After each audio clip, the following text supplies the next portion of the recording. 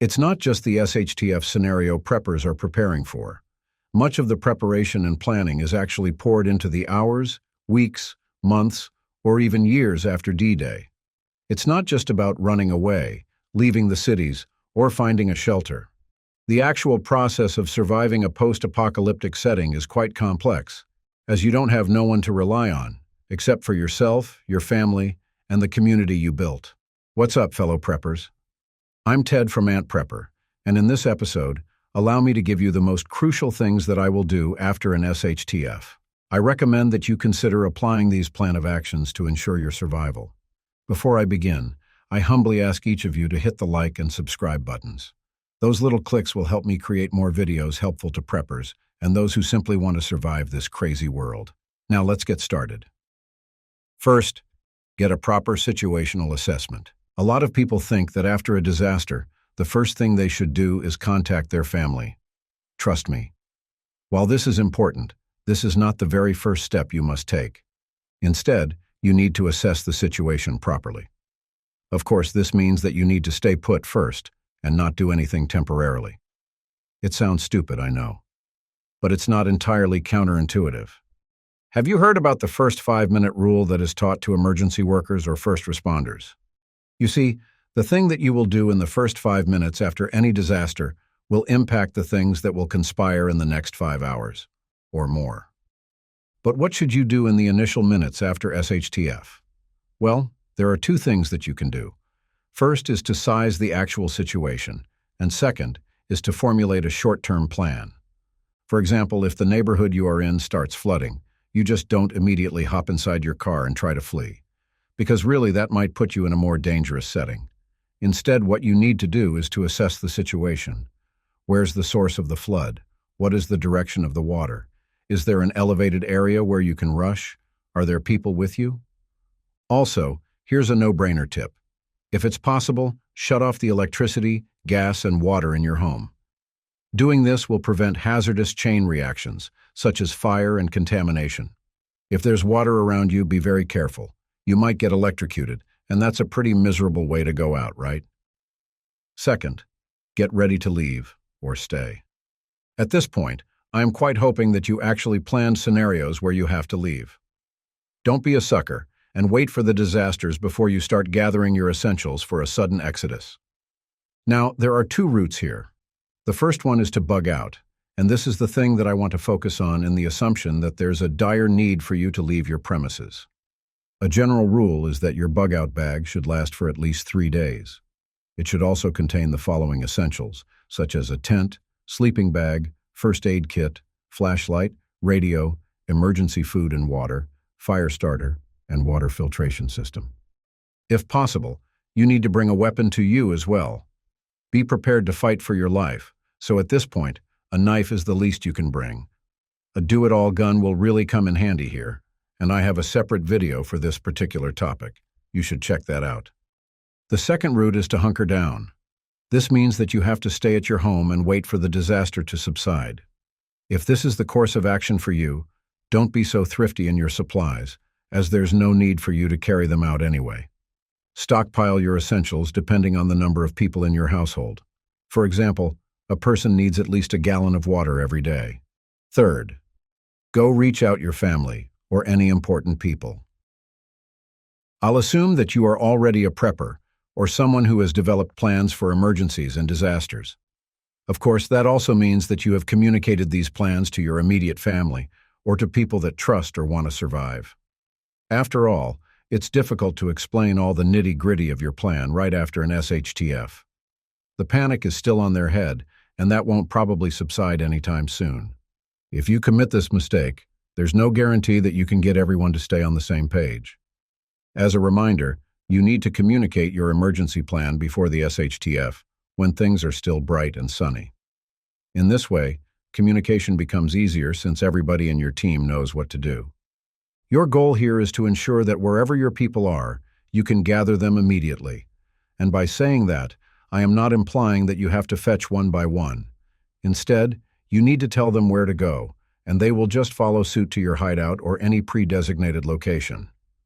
This is essential, given there's no certainty if the grid is down or if your phone has a signal at all. You need to plan out where your meetup place is once a disaster strikes. And most importantly, make sure that you decide for yourselves how long you guys should wait before moving to another place where it's safer. Should you wait for an hour, half a day, or a full day? Well, if you don't have this plan, make sure that you start making one right now. Involve everyone, even your kids. Well, the only exception to this rule is if you are alone and don't have to worry about anyone. If this is your situation right now, move to the next step. Fourth, move to a safer place. Obviously, the next thing that you need to do is to move out fast. The idea here is that you can leave ground zero as soon as possible.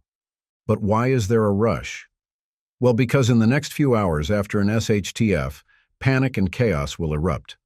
There's no need to downplay this fact. We have seen this happen a couple of times already.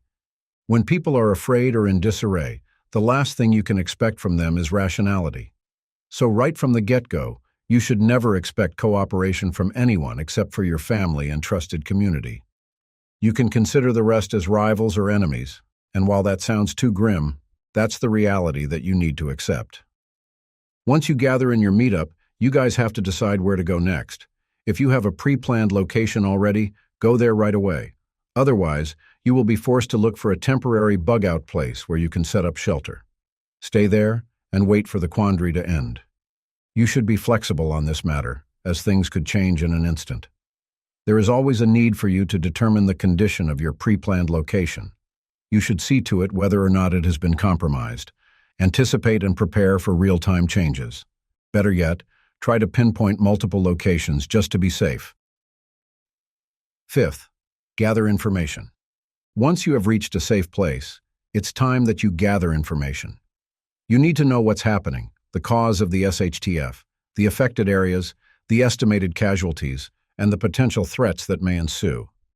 You may also want to know if there's a hint that the government is trying to control the situation. There are ways to do this. You can always use your radios and tune to emergency broadcasting stations. If your phone still has batteries and the internet is still available, a quick search can let you know the actual size and severity of the situation. If none of these things are available, you may talk to the people you meet while you are moving out. If you deem that this is not plausible, do the old-school way of investigating things by being a detective. Just analyze your surroundings, since it will give you an idea of what's actually happening.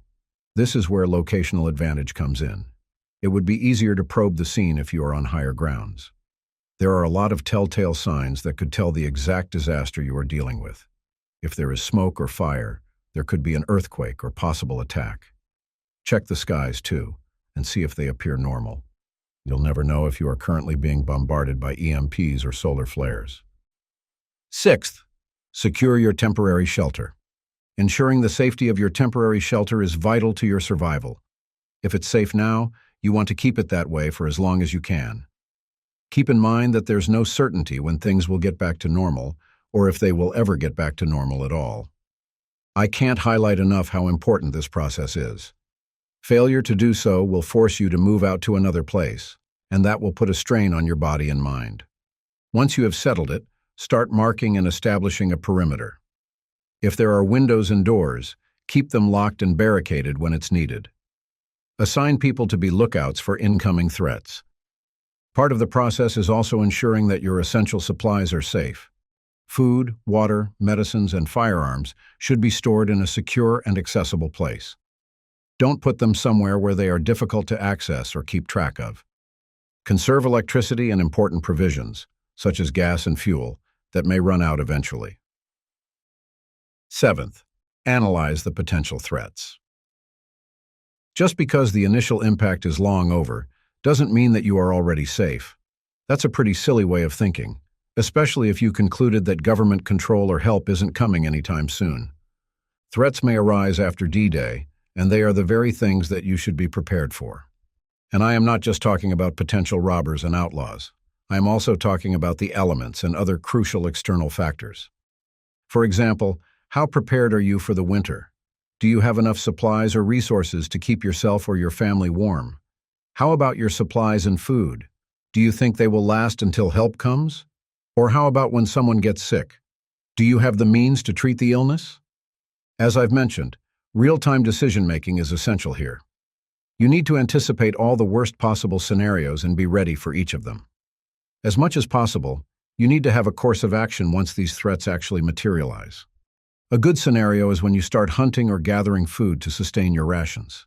It's a proactive way of getting things under control, and it's actually a practical application of the negative visualization introduced by Marcus Aurelius.